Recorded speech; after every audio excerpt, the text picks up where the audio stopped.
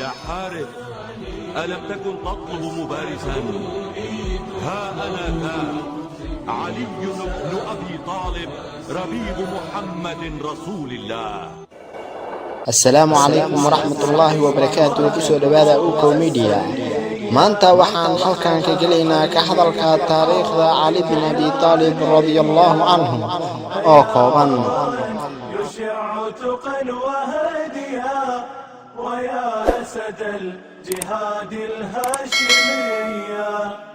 halkan waxaynu ka gelaynaa taariikhda Ali ibn Abi Talib.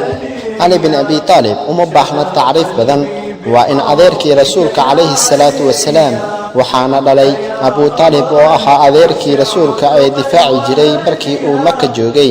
balse maanu islaamin oo gaalnimo ayuu ku dhintay 23 sano ka hor hijriyada ayaa la dhalay Ali bin Abi Talib, waxaana hooyadii la oran jiray Faadima bint Asad bin Hashim bin Abdul Manaf. hooyadaas ayaa alla maxdi soo islaantay waana ay soo hijrootay.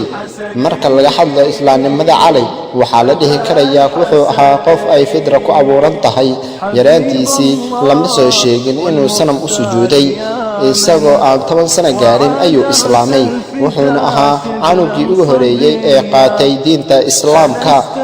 Ali waxa uu nasiib u yeeshay inuu ku soo barbaaro gacanta rasuulka calayhi salaatu wasalaam, waayo aabihi Abi Talib wuxuu ahaa qof faqiir ah oo aan wax badan haysan. sidaa darteed waxaa adeeladii rasuulka ay nabiga u soo bandhigeen inuu la wareego tarbiyada iyo nafaqaynta mid ka mid ah awlaadda adeerkii Abi Talib, wuxuuna la soo wareegay Ali. markii uu nabiga calayhi salaatu wasalaam uu soo hijrooday waxa uu Ali ku helay magaalada Makka, isagoo naseexday halkii uu rasuulka ku gamci jiray. ujeedada uu ahaayna waxay ahayd in ammaanadii uu hayay nabiga uu ku wareejiyo dadkii lahaa. muddo kadibna waa uu soo hijrooday. Ali waa ruux aan ku ahaa geesinimo, waxay isaga iyo adeerkii Xamza ba ahaayeen dad geesinimada lagu yaqaano oo la iska xigjiyo dhanka ay dhiiladu ka soo dhawaaqdo. maalintii waxa uu Ali mubaaraso ku diray gaal la oran jiray Waliid ibn Utba. macnaha mubaarasa waxa uu yahay in qof uu qof kale u soo baxo sidaana fooda la isugu daro. guushii Badar kadib waxaa Ali loo dhisay gabadhii rasuulka Faadima bint Muhammad sallallahu alayhi wasallam, waxa ayna u dhashay 2 caruur ah oo kala ah Xasan iyo Xuseen. dhammaan ghazwaadkii uu xaadiray rasuulka inta aynan ka Tabuk waa uu ka qayb galay Ali. nabiga calayhi salaatu wasalaam ayaa duulaankii Khaybar u doortay Ali inuu raayada qaado. nabiga ayaa saxaabada ka dhex sheegay inuu raayada u dhiibi doono nin Allah iyo rasuulkiisa jecel yihiin, isagana jecel. mid walba oo ka mid ah saxaabada waxa uu maalintaas sahmiyay inuu noqdo ninkaas, maadaama la yiri nin Allah iyo rasuulkiisa jecel yihiin. Ali waa uu maqnaa xilligaasi oo waxa indhaha ka hayay daab, dalse nabiga calayhi salaatu wasalaam ayaa ku tufaysay isla markiina uu caafimaday, taasi oo qayb ka ah mucjisooyinkii rasuulka sallallahu alayhi wasallam. waxa uu noqotay raayada iyadoona duulaankii Khaybar ee Yahuuda lagu qaaday uu Allah guul aad u weyn uu muslimiinta ku siiyay. رأت كفة الشجاعة والحمية تدك حصونها حصنا فحصنا وتسقيها بكاسات المنية لك النسب. markii ay Tabuk dhacaysay Ali waxa uu ku sugnaa magaalada Madiina oo uu rasuulka amiir uga dhigay. waxa uu Ali si geesinimo leh uga qayb qaatay difaacidii magaalada Madiina qaswadii al-Ahzab, waxaana dagaalkaasi uu ku dilay gaal weyn oo geesi ah oo lagu magacaabi jiray Umar bin Wud. sidoo kale Ali ayaa waxa uu ka qayb galay bay'adii Ridwaan markii uu nabiga sallallahu alayhi wasallam xanuunsanaa. waxa uu Ali ahaa qof ka agdhow markii uu geeriyoodayna waxa uu ka mid ahaa dadkii ku mashquulsay aaskiisa. markii ay muslimiintu bay'ada la galeen Abu Bakar waxa uu Ali ka mid ahaa dadkii bay'ada galay, balse waxa uu aad ugu mashquul la tacaalida xaaskiisii Faadima oo iyada xanuunsatay markii uu aabaheed geeriyooday. balse 6 bilood kadib markii ay geeriyootay Faadima waxa uu Ali noqday qof har iyo habeenba garab taagan Abu Bakar. mar walbana talooyin ayaa laga qaadan jiray isaga oo uu ka mid ahaa dadkii sida firfircoon uga qayb galay dagaalkii murtadiinta lagu jabiyay. markii uu xanuunsaday abubakar isla markaana uu saxaabada weydiiyey ma ka raali noqonaysaan qofkii aan idin doono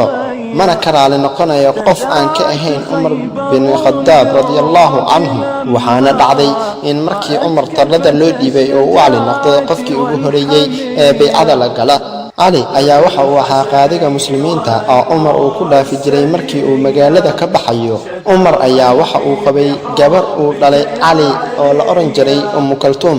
markii Umar lagu dhaabacay masjidka xanuunkiisana uu darnaaday waxa uu Ali ka mid noqday golihii shuurada ee Umar magacaabay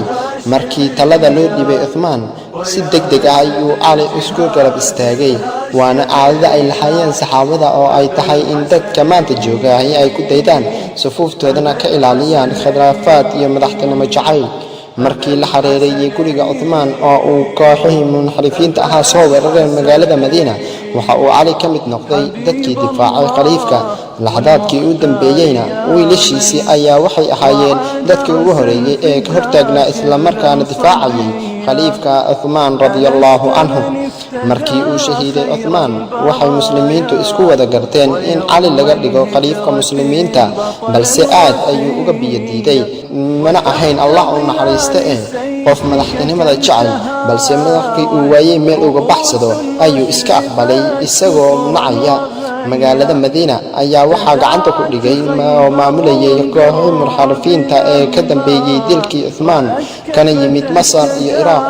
waxaana markii ay arkeen inay dileen khaliifkii hore ay isku afgaran waayeen qof ay talada u dhiibaan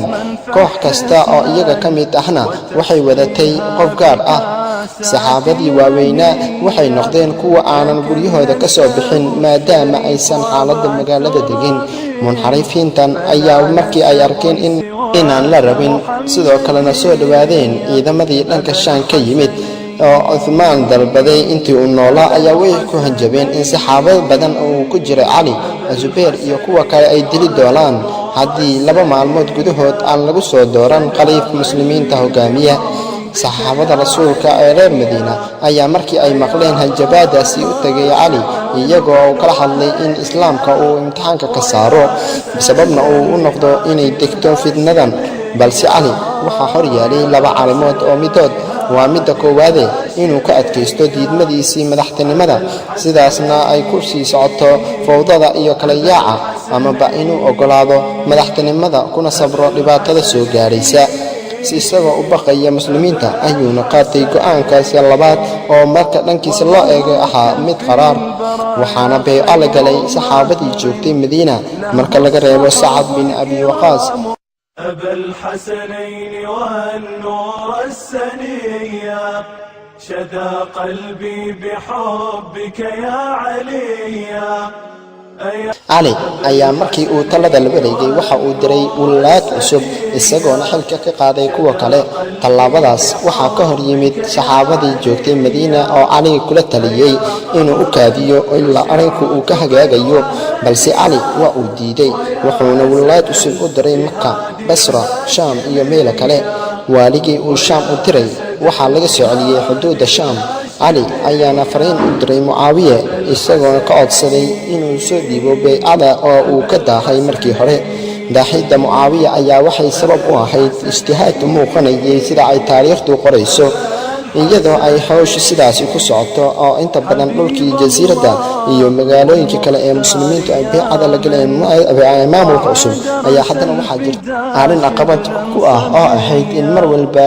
laga codsanayay inuu xadka ku fuliyo dadkii dilay Uthman bin Affan balse awooddaasi maanu hayn xilligaasi waxa uu arkayay in marka hore si habaysan oo tartiib ah magaalada uga saaro kooxihii munxarifiinta ahaa una diro furmaha dagaalka kadibna uu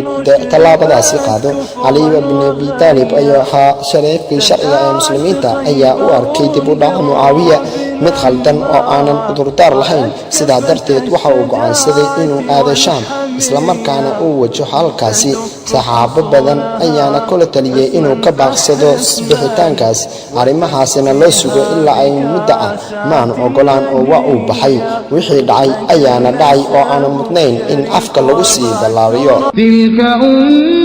ummatun qad khalat لها ما كسبت ولكم ما كسبتم ولا تسألون عما كانوا يعملون.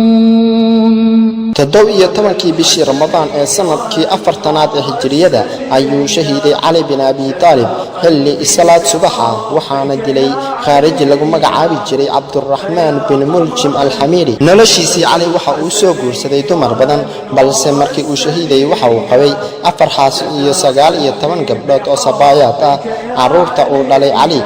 gaar ahaan wiilashu waxay tiradoodu gaaraysay 14 halka gabdhuhuna ay gaarayeen 17. waxaana xusid mudan in inta badan wiilashaasi ay la geeriyoodeen walaalkood Xuseen oo lagu dilay magaalada Karbala. markii ninkaasi khaarijiga ah uu dhaaway Ali horay kamaanu dhiman waxaana isagoo dhaawaca u tagay saxaabiga Jundub bin Abdullah oo ku yiri hadii aan ku weyno wiilkaaga baycada mala gali karnaa. Ali ayaa waxa uu ku jawaabay kaama reebayo kuumana amrayo balse hadii aan dhinto hal dilo midkii idilay haddii si aan noolaado aniga ayaa go'aan ka qaadanaya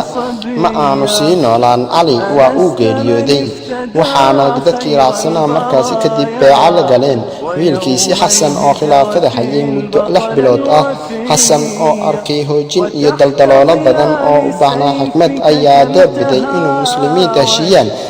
isla markaana u tanaasulo Muawiya. sidii ayaana dhacday